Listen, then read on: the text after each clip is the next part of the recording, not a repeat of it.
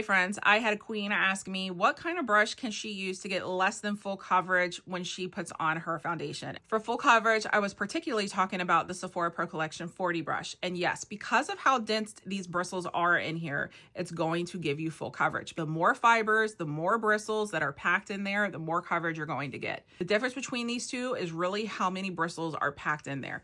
This one is a lot more fluffy. The fluffier you go, the less coverage you're going to get. This is a pump of full coverage foundation on my hand. I think this method is going to help you.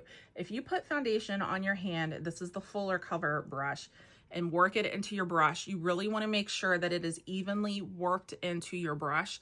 And this is called priming your brush. And when you do it this way, you're going to get less coverage.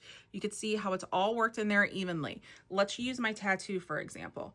When I go to cover my tattoo, because I have worked it into the brush, it's going to give me less coverage. Put a little bit right on the tattoo like that. Not priming the brush, you can see how much more coverage you get. So it's not even necessarily the brush, it's how you use the brush. What we can do when we work it into a fluffy brush. We're just going to brush it over here.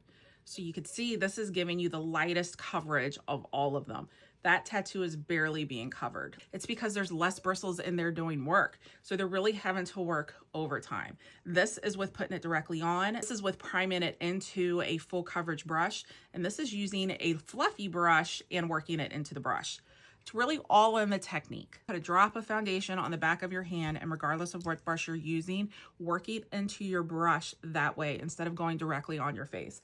And you're gonna notice a difference from this to this. So try that method and let me know what you think. If that doesn't work for you, grab a fluffy brush and work some foundation into a fluffy brush, and then you're really going to see less coverage that way. And this is the same foundation for all of these, friends, just a different way of putting it on.